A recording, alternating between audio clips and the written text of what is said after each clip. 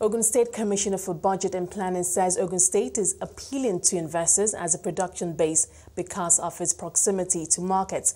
Now, she noted that the state is preparing for the next phase of growth in a more systematic and structured way.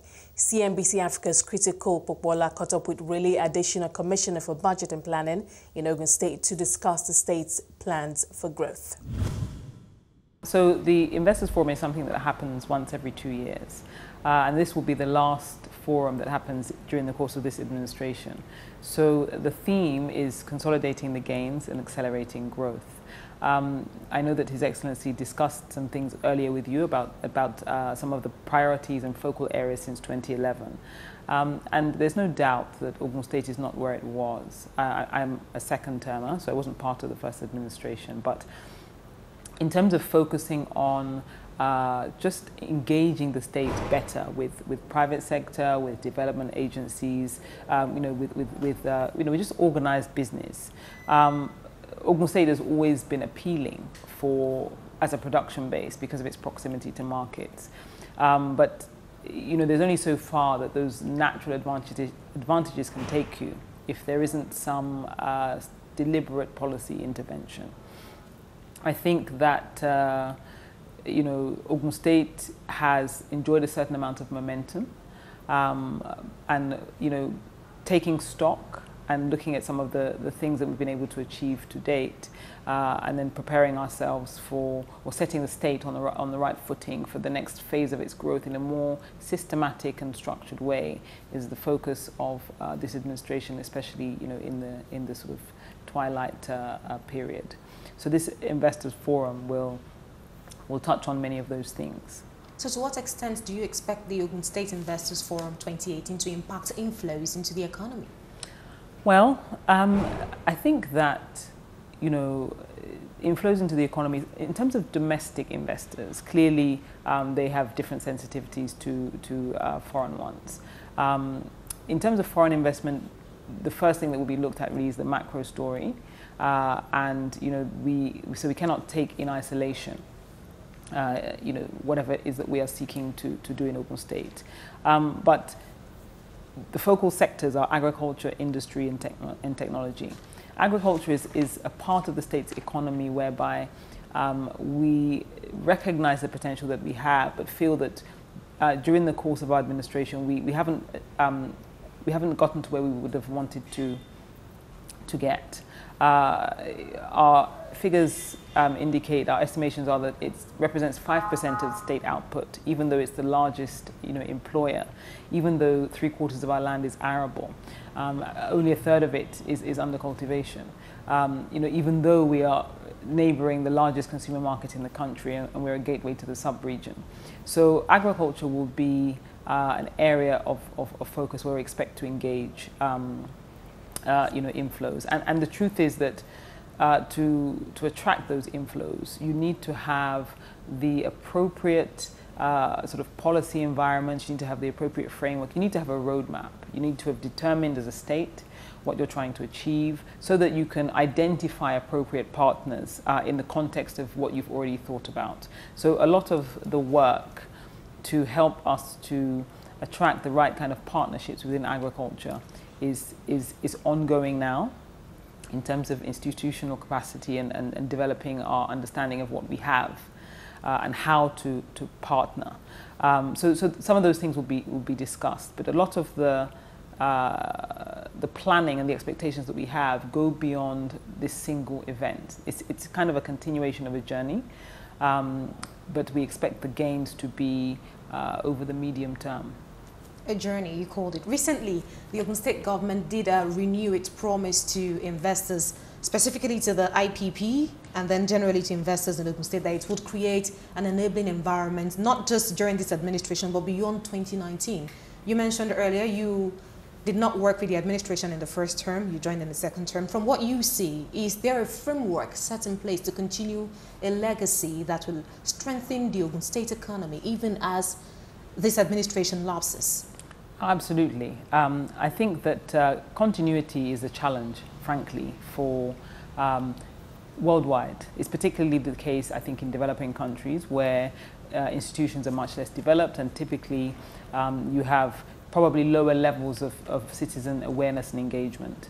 One particularly important thing that is happening, is taking place in Ogun State, that we are looking to support continuity and to develop the institutional capacity of the state, is our engagement with the World Bank.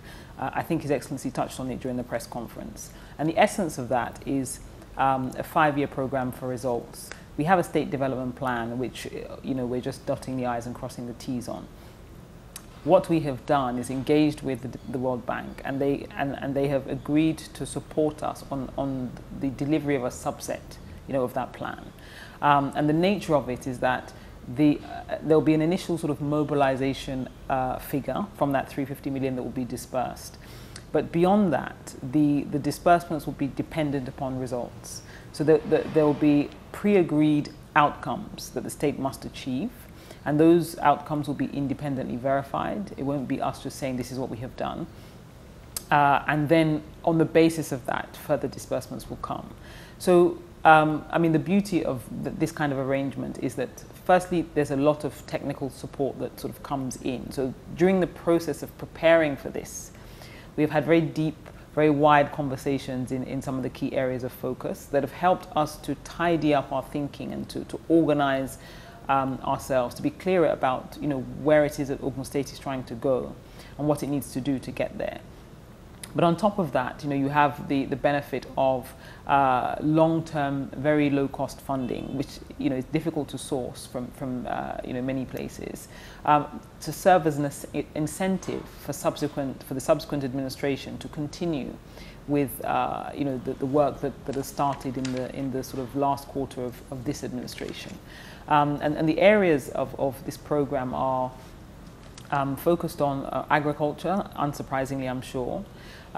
So, again, it's increasing production, it's building value chains, ensuring that we are better able to meet demand both in terms of the consumer market and the large industrial base that we have, which clearly, there's some scope there.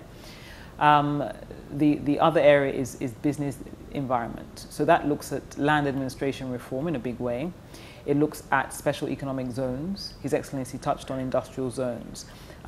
Industrial zones can be at various levels of sort of sophistication and development. You can have a cluster that emerges almost organically, or you can specifically design an intervention. But we feel it's important to really take an objective look at the state, take an objective look at what our strengths and weaknesses are and where our competitive advantages lie, and design special economic zones that are backed by clear evidence and data, and then with the policy framework to sort of support it. So that's another area. And within a business environment, the other pillar is investment promotion. So setting up an investment promotion agency that, again, understands it is institutionally robust and is aligned with where Ogun State is trying to go. The final two are around skills development. That was touched on again during the press conference for the Investors Forum, that how many Ogun State people are being engaged in employment as a result of this economic growth and diversification. Designing a framework that allows for skills development over the short, medium and long term to support the economic development of the state is key.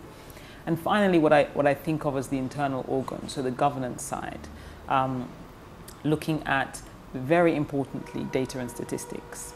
You really can't plan effectively without an appropriate data set. So implementing our Bureau of Statistics law and setting up a Bureau of Statistics that enables us to plan for development, to track our SDG progression and so on.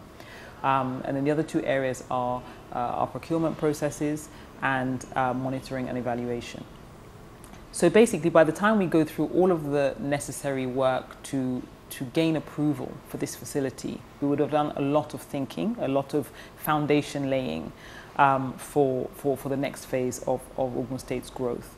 And we are hopeful that whoever comes after this administration will see that you know, a lot of work has been done that should be continued, and the possibility of obtaining low-cost funding to execute on those plans should be also an added incentive. So there will be already a framework to follow. Precisely. So by the time the summit is over, the forum rather is over, yes. when you look back, what would you like to consider as the biggest takeaway at the end of the Ogun State Investors Forum 2018?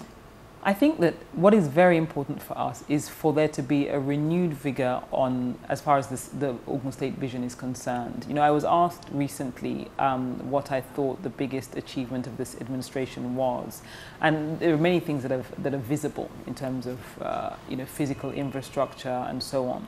But I think that the overarching thing is that the narrative around Ogun State has been completely changed, significantly changed. People are looking at Ogun State with, you know, greater levels of interest than they did before, with greater levels of expectation than they were before. And I think as the sort of sun sets on this administration is to renew that excitement, renew that conviction that, you know, we haven't really started. You know, think of us almost as a young graduate, you know, at the start of their career that still has many years of growth, development, wealth creation, you know, ahead. We would like Ogun State to be thought of in that way and to articulate some of the ways that we're going to support that journey. That was Rele Adesina, Commissioner for Budget and Planning, Ogun State.